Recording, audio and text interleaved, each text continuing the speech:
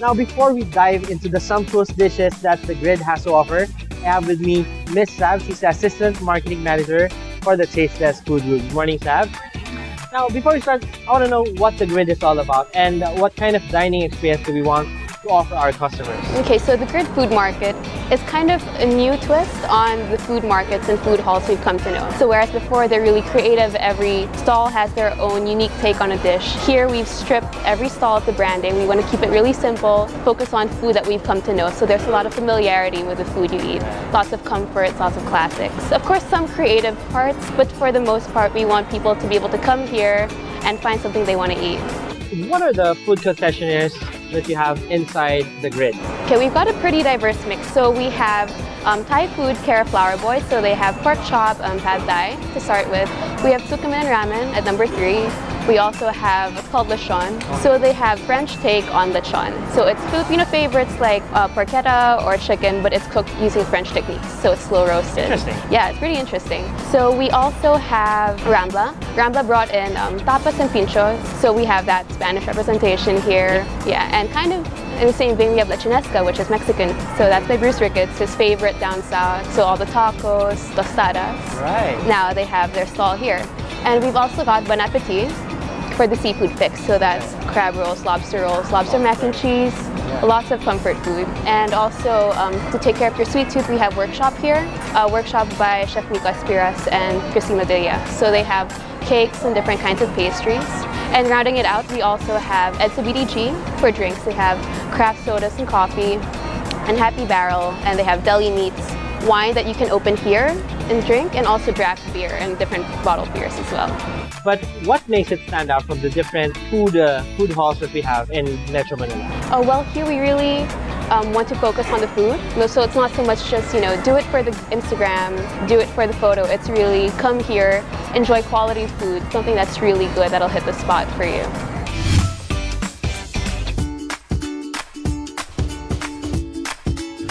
So, one question, how did you choose the concessionaires inside the grid? Yeah, actually it was Charles Pao, the president of Tasteless, who reached out to the chefs and kind of curated this mix that we have here. So he wanted to have different cuisines so that people have wide variety to choose from. So I see some concessionaires haven't opened yet, so what can we expect for the months to come? Okay, in the coming months we'll have, say number 1 will be Bucky's. So they'll be bringing in soft serve, for example. And brownie. Oh no, it's not a brownie. Used to say Bucky's not a brownie, but no, they'll be bringing in a slightly different menu. So they got soft serve. They've also got some chia bowls, for example. So yeah, it's kind of a change. We've also got Josh Boutwood bringing in American classics like burgers, chickens, that kind of thing. Yeah, it's pretty exciting. Okay, so Sav, you want to invite our viewers here at the Grid? Sure. Please come visit the Grid Food Market on the 2nd floor of Power Plant Mall's retail wing. You can also follow us on Facebook and Instagram at the Grid Food Market PH.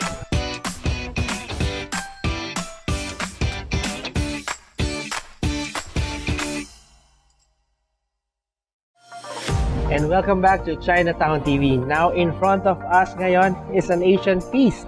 Meron tayo some Filipinos and Thai dishes. Now our Filipino dishes are from lechon. So we have a very generous serving of lechon porchetta. And yung meron kay Pat is some lechon Angus beef belly. And we also have the Thai cuisine from Flower Boy. We have pad thai and pork chocolate. Of course, to wash down our Asian dishes sa ating palette, meron tayong specialty drinks from EDSA BDG. What I have here is the Turon ginger beer. And mine is the green apple Kaffir. So I can't wait to try all the dishes. So sisimulan ko na yung aking pork, lechon porchetta. So meron tayong isang huge slab of pork chicharon. Imagine this. So we have different sauces. We have the signature liver sauce for lechon.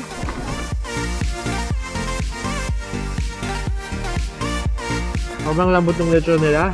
Parang it melts in my mouth. I think this is the most juiciest, softest lechon na na-try ko. Try ko naman tong lechon Angus beef.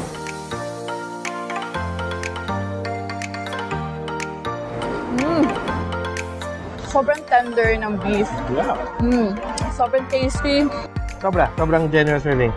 At hindi ako prepared para doon sa chicharon on top. It's really crunchy, it's really soft, and very, very flavorful.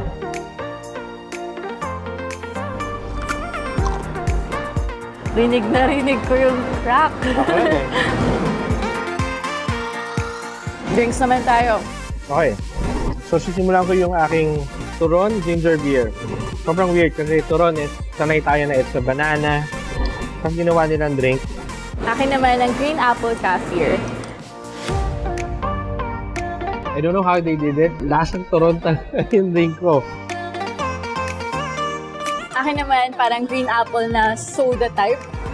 So, andun talaga refreshing. But interesting, this is very refreshing kasi they added some soda and the ginger, di ba? Parang it's a nice panghugas talaga ng palate mo. It's very clean to the tongue. Interesting mix. But hindi pa tayo finished off kasi kanina pa ako tinitingnan itong pad thai from Flower Boy. Eh, lalo na tong pork chop plate natin. Ay, grabe yan. Serving pa lang, Oh, pang group na. Kaya mo ba yan? Kaya pa. So I'm just gonna squeeze some lime on my pad thai. Tingnan natin kung ma-journey na tayo sa Thailand. So, normally hinahalo to. So, we have some chilies, some nuts.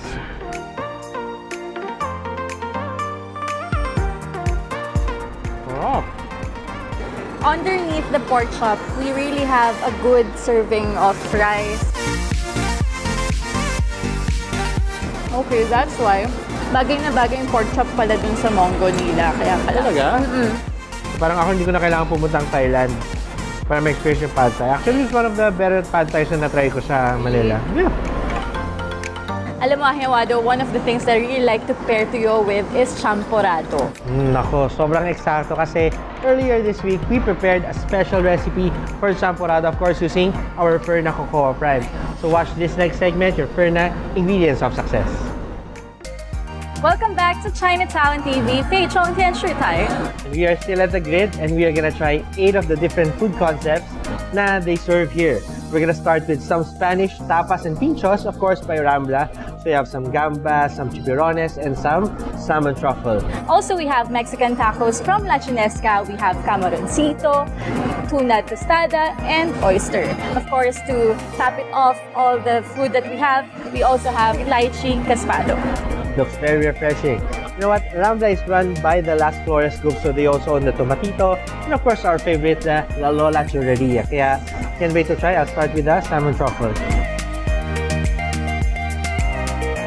So I'll be trying this camaroncito from La Chinesca, who is owned by Bruce Ricketts, who is also known from his very famous Japanese restaurants from Uma and Mecha Uma. You know what? Sobrang interesting itong salmon truffle nila. I think they put some honey glaze, so medyo siya strong hint of sweetness inside, which surprisingly went well with the fresh salmon. Sarap! Dito naman, every taste of the ingredient that they have, it's really straight to the point and such a delight in the mouth. Talaga matitaste mo every bit of it. I want to try the different stuff on my plate. So, I'll go with the chipirones. So, if you can see, ginamitan din nila nung parang yung squid ink. Yun yung ginamit nilang parang paste under. So, let's try.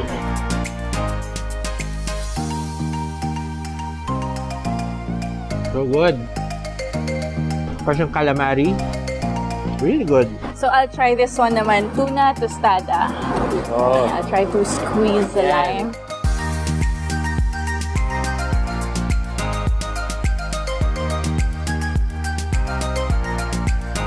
Yung hint of sweetness and sour, andun eh. Tapos ang fresh ng tuna pa lang. And the taco is really crispy. Talaga nag-blend well siya sa tuna and all the tomatoes we have here and other ingredients. So bago ko maingit sa kinakain niya, I'm gonna try my pincho de gambas. That's obviously shrimp.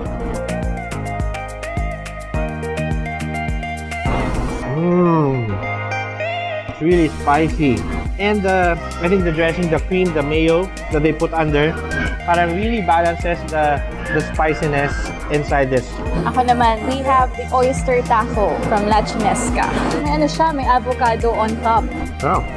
So I think it's a Mexican thing that they put avocados and everything, like guacamole, ganyan. Oh, that's a fact.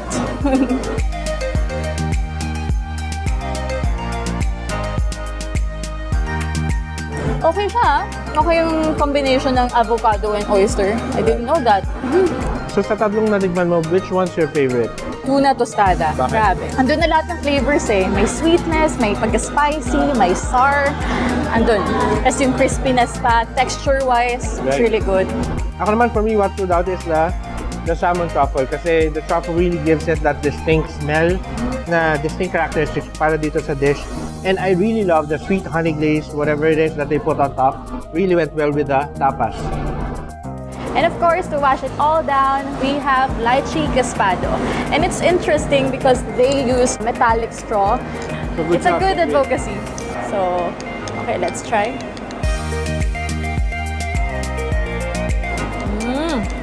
Hindi lang siya lychee eh. Parang may pagka-berry yung lasa niya. And ang sarap. So while we're enjoying all this food, here's our next segment. Watch this. Welcome back to Chinatown TV. So up next we have right in front of us is something that I really love to eat during the rainy season. This is the ramen bowls from Chukamen. Yeah, so I have the gyokai Chukamen ramen. So it's a dry ramen na you dip it in your broth. So gyokai is some sort of a fish bone broth. What do you have? Akin naman is the Tantan Men Ramen. So mainly, it's really spicy, color pa lang, and aroma pa lang. And what I love about the Tantan Men ramen, it's a sesame-based yung broth natin. So it's very thick, it's very rich para to balance out the spiciness. Tingnan natin kung matatry natin sa ano.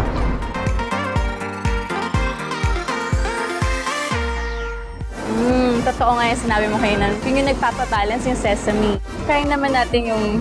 Ooh, wow, looks really good. Sobrang rich, oh. And all the ingredients are there, as you can see.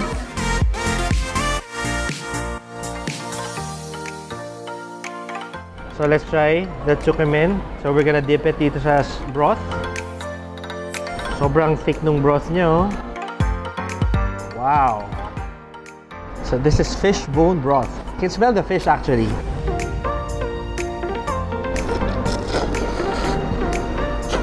Yung broth nitong gyokai Chukamen, parang pureed sardine. Pero this is the first time I tried Chukamen and it did not disappoint. Sobrang sarap niya. And it's a fun experience that you get to dip your noodles sa broth. Pero ito Pat, yung favorite ko, meron silang yung tamago egg. Na stuffed boiled egg na they marinated in sake and mirin. So, yun. Look at that.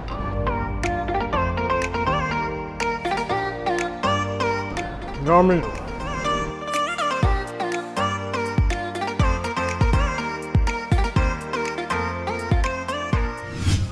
And right now, we have our last set of dishes from Bun Appetit. We have the crab roll and the grilled corn. And of course, a perfect ending para sa talagang marami natin kinain today. We have several cakes from the workshop. We have the 17-layer chocolate cake, the 17-layer shortcake, and the 17-layer caramel cake. And of course, ang talagang pinagmamalaki ni Chef Miko Aspiras is his Basque burnt cheesecake, which I'm very excited to try. Bon appetit! Bun Appetit. Hindi, kakawin ko to. This is crab meat in a brioche bun.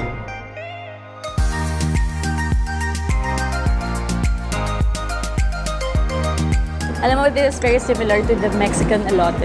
Right, kasi you put lime, you have some cheese, and grilled corn. Diba? Sobrang balance lang yung pagka-sour na naman niya and sweet ng corn. Bagay na bagay siya sa lime. And this one naman, ang panglaban niya is the generous serving of crab on top of your bun. And then gusto ko yung crispy on the outside and really warm and soft inside yung bun. And look at that serving. Feeling ko this is almost one meal.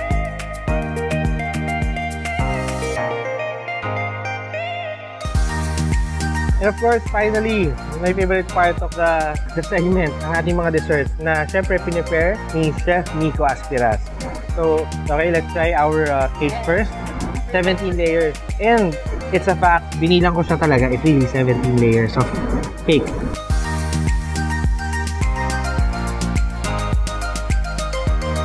Cheers! Very creamy. Yung pagka-strawberry niya, hindi artificial. It's very nice. Hindi ko na nanguya yung sa akin. Nag-melt sa bibig ko. Nice. Nalalo ko agad. Sobrang sarap. Actually, some of the layers mapapansin mo, it's really moist. Na parang yung cake niya itself, it's soaked in some syrup na fruit syrup. It's really good. Now, let's try the caramel. So, iba-iba yung colors niya. I think you have some buttercream, you have some caramel sauce. Wow. This one is really rich. Andun na yung pagka-creamy niya rin and yung buttercreams. Yeah. Okay, now finally, dito tayo sa Bass Burn Cheesecake ni Chef Nico from the workshop, of course. Kaya kumakain ng baked leche flan. Ako, I think very interesting na you burn the top of the cheesecake kasi normally pag if it's burnt, parang bakit sunog? Pero it adds a different layer of flavor and texture and characteristic to your dessert. Ganda eh. You know what, Pat? I think we've eaten so much food and one thing that we shouldn't take for granted is our health. So here's the next segment, a friendly reminder from G-Fox.